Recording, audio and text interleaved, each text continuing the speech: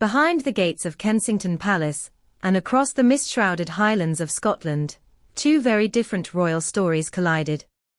On the surface, it looked like another polished chapter in the life of the Prince and Princess of Wales, a heartwarming partnership with an Olympic champion, shining with youthful energy and the promise of new beginnings.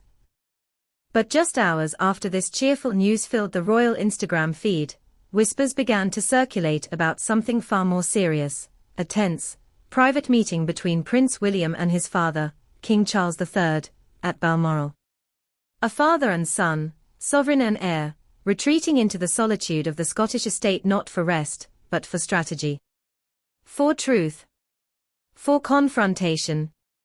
Royal watchers have long understood that nothing in the monarchy happens by chance. Every post, every photo, every outing has layers of meaning. Which is why the timing of these two events has raised eyebrows. On one hand, a glowing update from Kensington Palace, celebrating William and Catherine's charitable efforts, particularly their Royal Foundation's new project with Olympic swimming star Tom Dean. A partnership aimed at giving children access to a life-saving skill, presented in a short, but powerful message. Amazing work happening at a Tom Dean swim school to improve young people's access to a potentially life-saving skill. The simplicity was striking. A reminder that William and Kate embody service, modernity, and relevance. But beneath that cheerful post, the palace was bracing for something else entirely. Only hours earlier, Prince William had been seen boarding a flight north.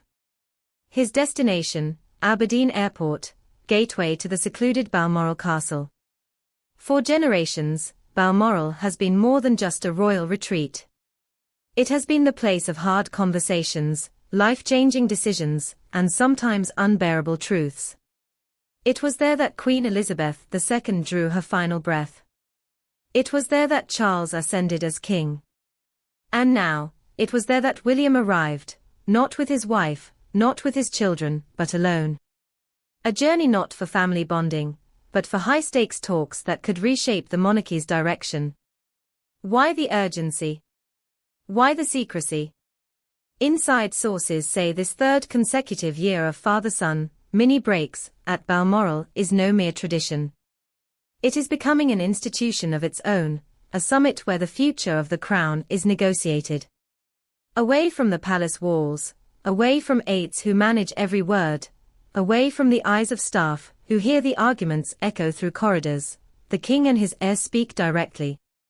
And this year, they had more to discuss than ever. The backdrop was unforgiving. Sarah Ferguson, Duchess of York, had just been engulfed in yet another scandal, after private emails to Jeffrey Epstein were exposed. Emails in which she called the disgraced financier her steadfast, generous and supreme friend. The revelation was devastating. Charities cut ties with her in a public stampede, eager to protect their own reputations.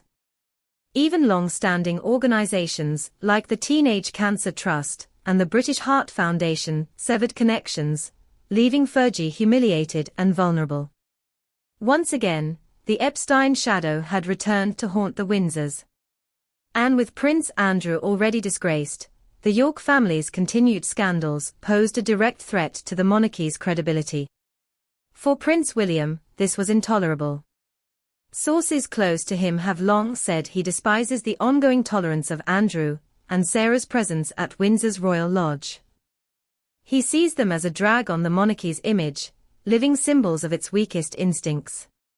His belief, repeated to confidants, is blunt: when he becomes king, the Yorks will be evicted, no matter the cost.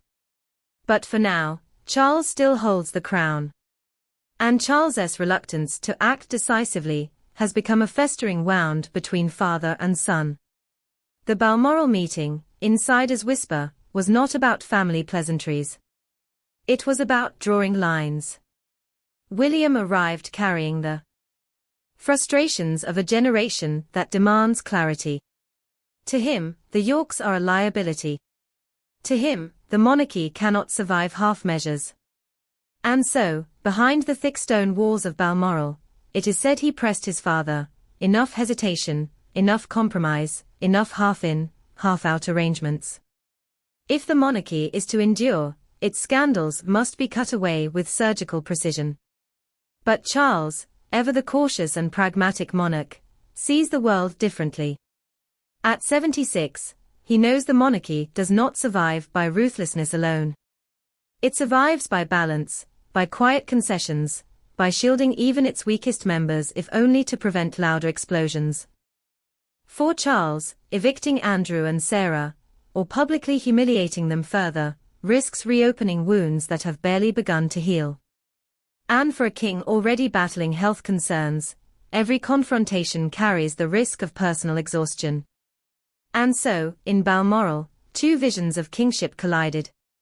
William, the impatient reformer, pushing for strength and clarity. Charles, the weary monarch, reluctant to sharpen the axe too quickly. The meeting may have been framed as private bonding, but in truth, it was a test. A test of whether Charles would finally bend toward his son's firmer instincts, or whether the old ways of compromise would continue to guide the crown. Meanwhile, the public face of the monarchy told a different story. The Royal Foundation's partnership with Tom Dean was celebrated across social media, a feel-good announcement perfectly designed to distract from darker headlines. Kate, ever graceful, stood alongside her husband in photos that projected unity, resilience, and hope. For her, this was the essence of royal duty, to present the image of stability even as storms raged behind closed doors. And yet, even her elegance could not erase the questions hanging in the air. Would Charles and William emerge from Balmoral united, ready to take decisive action against scandal? Or would their differing philosophies deepen the cracks already visible to staff who overhear their angry rows through palace walls? This was not the first time such whispers had emerged. Insiders recall fierce arguments between father and son, sometimes over surprisingly specific issues, like whether ivory treasures in the royal collection should be preserved as history or destroyed as a symbol of change. William, the environmentalist, demanded destruction. Charles, the historian, resisted. Such disputes may seem small, but they reveal something deeper, a fundamental difference in how each man views the monarchy's role in the 21st century. One looking forward, the other bound by the weight of the past. And as if this generational clash were not enough, the looming presence of Prince Harry hangs over every conversation. Though Charles recently made tentative steps toward reconciliation with his youngest son, William remains furious.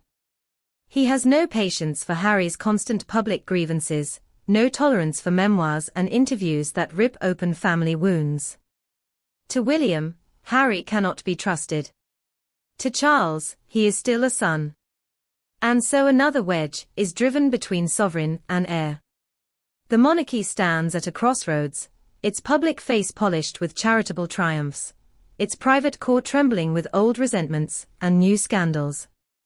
Balmoral, once a sanctuary of peace, now serves as the battleground where the monarchy's future is debated in hushed voices. Charles, the cautious king. William, the restless heir. And between them, a legacy stretching back 1,000 years, fragile as glass in the age of social media and relentless headlines. The question now is stark: will the Balmoral summit produce unity or deepen division? Will Charles swing the axe at the Yorks and finally close a chapter of humiliation? Or will William's growing frustration one day explode into a confrontation too big to hide? For now, the public sees only the smiling Instagram updates, the charitable projects, the elegant photos. But behind them lies the silence of Balmoral's halls, where a father and son are deciding whether the crown will emerge stronger or fractured beyond repair.